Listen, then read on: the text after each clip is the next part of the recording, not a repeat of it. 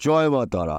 নমস্কার বন্ধুরা, আমি জ্যোতিষী গৌতম কুমার। আজকের আলোচনার বিষয় নভেম্বর 2024 তুলা রাশি তুলা লগ্নের জাতক বা জাতিকাদের ভাগ্যে কি রয়েছে, শুভ না অশুভ। আসুন আমরা জেনে নিই। তবে ভিডিওটি না কেটে না টেনে সম্পূর্ণ দেখার চেষ্টা করুন, কেননা এই ভিডিওর মধ্যে আমি আপনাদের 9টি শুভ খবর জানাবো। তার পাশাপাশি 4টি বিষয় সতর্ক অথবা সাবধান হতেই হবে। আপনি যদি তুলা রাশি বা তুলা লগ্নের জাতক বা জাতিকা থাকেন, আপনার রাশির অধিপতি গ্রহ শুক্র বর্তমানে রয়েছে ধনু রাশিতে, অর্থাৎ দেবগুরু বৃহস্পতির ঘরে রয়েছে শুক্র, এবং শুক্রর ঘরে রয়েছে দেবগুরু বৃহস্পতি। বৃষ রাশিতে রয়েছে দেবগুরু বৃহস্পতি। 9টি গ্রহর মধ্যে এই 2টি গ্রহ কিন্তু গুরু গ্রহ। দেবগুরু বৃহস্পতি দেবতাদের গুরুদেব, শুক্র দৈত্যগুরু শুক্রাচার্য। তাই এই 2টি গ্রহর ক্ষেত্র বিনিময়ের ফলে তুলা রাশি তুলা লগ্নের জাতক বা জাতিকাদের ভাগ্য চমকাবে। তার পাশাপাশি দেখুন, দেবগুরু বৃহস্পতিকে মানা হয় বিদ্যার কারগ্রহ, বুদ্ধির কারগ্রহ, কর্মের কারগ্রহ, সন্তানের কারগ্রহ।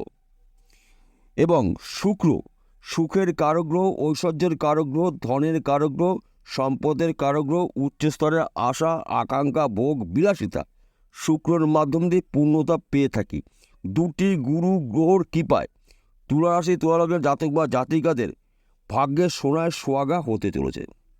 তার পাশাপাশি আবার দেখুন, 15ই নভেম্বর শনিদেব কর্মফলদাতা ন্যায় বিচারক গ্রহরাজ বকরি ত্যাগ করে মার্গী হচ্ছে, অর্থাৎ প্রবল শক্তি নিয়ে এবার তুলা রাশির ভাগ্য পরিবর্তন করবে।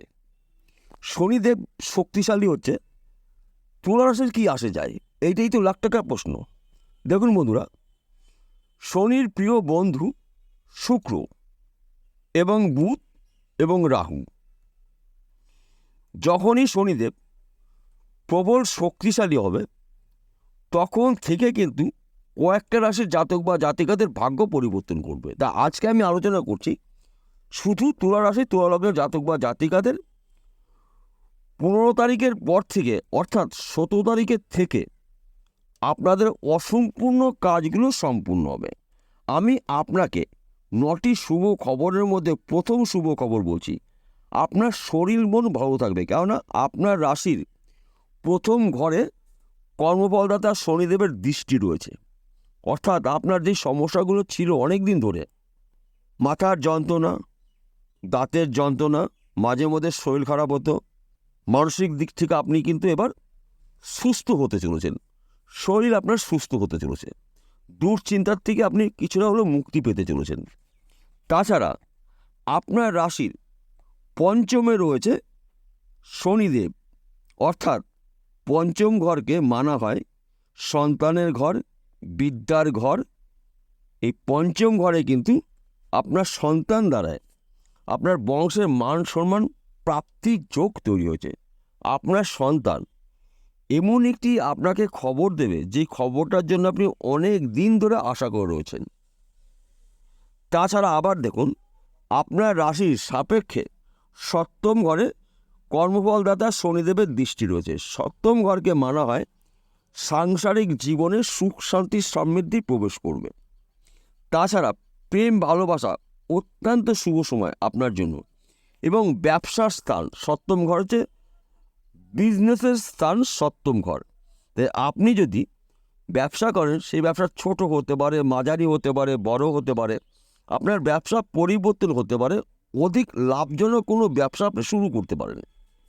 তাছাড়া আপনি যদি অনেক দিন ধরে বিদেশে যাওয়ার জন্য চেষ্টা করছিলেন, যাওয়ার মুখেই বারবার বাধা সৃষ্টি হয়েছিল, এই সমস্যা থাকছে না। এবার আপনি বিদেশে যেতে পারলে প্রচুর আয় উপার্জন করতে পারবেন, ভালো একটি কোম্পানিতে আপনার জব হতে পারে। তাছাড়া আপনি যদি হয়তো বিদেশে রয়েছেন, দেশে ফিরবেন আপনার স্বপ্ন পূরণ করে। এবং আপনি যদি চাকরির জন্য চেষ্টা প্রচেষ্টা করেছিলেন, আপনার ভাগ্যে কিন্তু ভালো একটি চাকরির খবর পেতে পারেন। সরকারি বা বেসরকারি ব্যক্তি বিশেষে, বিশেষ করে আপনার বেকার বেরোজগার থেকে মুক্তি পেতে চলেছেন। শনিদেব কর্মফলদাতা ন্যায় বিচারক গ্রহরাজ। তাছাড়া আপনি যদি জমি জায়গার ব্যবসা করেন, এই সময়টা শুভ, হঠাৎ অর্থ প্রাপ্তি যোগ রয়েছে। এবং আপনি যদি এক্সপোর্ট ইম্পোর্টের বিজনেসের মধ্যে যুক্ত থাকেন, আপনার বিজনেস কিন্তু দেশের বাইরে ছড়িয়ে যাবে, অর্থাৎ আপনার নাম ডাক কিন্তু হতে চলেছে, আপনার শত্রু নাশ। তাছাড়া আপনি যদি অনলাইনের সাথে যুক্ত থাকেন, এইখান থেকে আপনি প্রচুর আর্থিক উন্নতি করতে পারবেন। কেননা শনিদেব শুভ অবস্থায় রয়েছে, আপনার মুখে হাসি ফোটাবে। শনি আপনাকে করবে ধনী। একাধিক জায়গার থেকে প্রাপ্তির যোগ রয়েছে, যা নাকি বলে শেষ করা যাবে না। কেননা আমি আপনাকে মেন কয়েকটি টপিক বলছি, এই বিষয়গুলো আপনি অ্যালার্ট থাকুন, প্রস্তুত থাকুন, আপনার ভাগ্য পরিবর্তন করবে। এইবার বলবো কোন 4টি বিষয় আপনার সতর্ক সাবধান হতে হবে। দেখুন বন্ধুরা, আমাদের ভালো সময়ের পাশে কিন্তু মন্দ সময় আসে, অর্থাৎ দিনের শেষে যখন আমরা রাত আসে আমাদের জীবনে, রাতের শেষে কিন্তু আবার দিন আসে। তাই সব ঘরেই যে শুভ অবস্থায় গ্রহরা রয়েছে, এটা কিন্তু কখনোই আমার বলা ঠিক হবে না। 12টি ঘর রয়েছে আমাদের, 12টি রাশি রয়েছে। এই 12টি রাশি যে একসঙ্গে শুভ ফলগুলো দেবে এমনটি কখনো হয় না। শুভ অশুভ নিয়ে আমাদের জীবনযাপন করতে হয়। আমি আপনাকে 9টি শুভ খবর জানালাম, এইবার আমি 4টি অশুভ দিক বলবো। 4টি অশুভ দিকের মধ্যে প্রথম দিক, আপনার মধ্যে অহংকার আসতে পারে। অহংকার যেন আপনাকে ধ্বংস করতে না পারে, এটা আপনাকে মনে রাখতে হবে। আপনি যা আর্থিক উন্নতি করবেন চোখে পড়ার মতন, এবং কোনোদিন কোনো ব্যক্তিকে নিয়ে উপহাস করবেন না, শনিদেব একদম পছন্দ করে না। তাছাড়া আপনি যদি যানবাহন চালান, ধীর গতিতে গাড়ি চালাবেন, সাবধানে গাড়ি চালাবেন এবং রাস্তা দেখে পার হবেন। এই হলো 4টি অশুভ দিক। এইবার কয়েকটি নিয়মের মধ্যে আপনাকে থাকতে হবে। যেহেতু শনি করবে আপনাকে ধনী, শনির কৃপা পেতে গেলে এই কয়েকটি নিয়ম আপনাকে করতে হবে। দেখুন বন্ধুরা, একটি রত্ন ধারণ করলেই যে আপনি ধনী হবেন এমনটি নয়। যদি আপনি নিয়মের মধ্যে চলতে পারেন, আপনার রত্ন ধারণ করতে হবে না। নিয়মগুলো কোন কোন নিয়ম আমি বলছি আপনাদের। শনিবার করে চুলদাড়ি নখ কাটবেন না, আমিষ কোনো আহার গ্রহণ করা যাবে না, নিরামিষ আহার গ্রহণ করবেন। এবং শনি মন্দিরে প্রতি শনিবারে 125 গ্রাম কালো তিল দিয়ে আসবেন, মাস কড়াই দিতে পারেন, সরষের তেলের প্রদীপ আপনি জ্বালিয়ে আসবেন। আপনার মনের ইচ্ছা শনিদেবকে জানান, প্রার্থনা করুন, শনি আপনাকে করবে ধনী। তাছাড়া প্রতিদিন ঘুমের থেকে উঠে কাক এবং কুকুরকে আপনার নিজে হাতে কিছু খেতে দিন। যদি আপনার সম্ভব হয় রুটি বানিয়ে, সরষের তেল দিয়ে রুটি বানিয়ে চিনি দিয়ে খেতে দিতে পারেন, আপনার জীবনে বড়সড় পরিবর্তন ঘটবে দ্রুত গতিতে। এবং শনিবার করে যদি আপনার বাড়িতে দরিদ্র কোনো ব্যক্তি আসে, সাহায্য নিতে পেরাবেন না। আপনার যা থাকবে তাই দেবেন আপনার সামর্থ্য অনুসারে, এবং দুস্থ মানুষকে কিছু খেতে দিন। অন্ন দান করতে পারেন, বস্ত্র দান করতে পারেন, অর্থ দিতে পারেন। এবং প্রতিবন্ধী যেই ব্যক্তিগুলো রয়েছে, কোনো একটি ব্যক্তি যদি হয়তো রাস্তা পার হতে পারছে না, আপনি হাত ধরে রাস্তা পার করে তার গন্তব্যস্থলে পৌঁছিয়ে দিয়ে কিছু অর্থ হাতে দিন কিংবা কিছু খাইয়ে দিন। আপনার মন শনিদেব কিন্তু পরীক্ষা করতে পারে। এই বিষয়গুলো যদি আপনি মেনে চলতে পারেন, আমি যেই কথাগুলো বললাম, আপনার জীবনে দ্রুত গতিতে আপনি উন্নতি করতে পারবেন। তার পাশাপাশি আরেকটি কথা বলছি, আমি প্রত্যেকটা ভিডিওতে বলে আজকেও বলছি, আমি সার্বিক রাশিফল বললাম।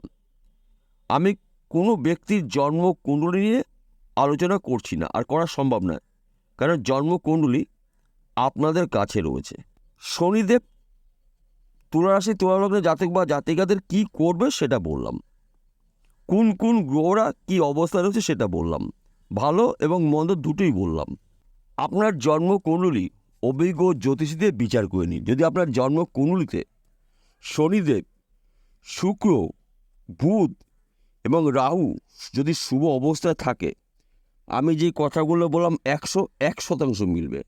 আর এই 4টি গ্রহের মধ্যে একটি বা দুটি গ্রহ যদি অশুভ অবস্থা থাকে, সেই গ্রহর প্রতিকার করে নিন জ্যোতিষীর পরামর্শ মেনে। আমি আপনাকে বলছি না যে আপনি দামি দামি রত্ন ধারণ করুন, গাছের মূল দ্বারাও কিন্তু আপনি গ্রহদের আশীর্বাদ পেতে পারেন এবং কিছু নিয়মের মাধ্যম দিয়েও কিন্তু আপনি সম্পূর্ণ শুভফল পেতে পারেন। তাছাড়া যদি আপনার জন্মকুণ্ডলী না থাকে, অভিজ্ঞ জ্যোতিষী দিয়ে হস্তরেখা বিচার করে নিন, কারণ আমাদের হাতের মধ্যেই 9টি গ্রহ অবস্থান রয়েছে। তাই আপনাকে দেখতে হবে শুক্র কী অবস্থা রয়েছে, শনিদেবের কী অবস্থা রয়েছে, বুধ কী অবস্থা রয়েছে এবং রাহুর কী অবস্থা রয়েছে। তার পাশাপাশি ভাগ্যভাবকেও আপনাকে বিচার করতে হবে।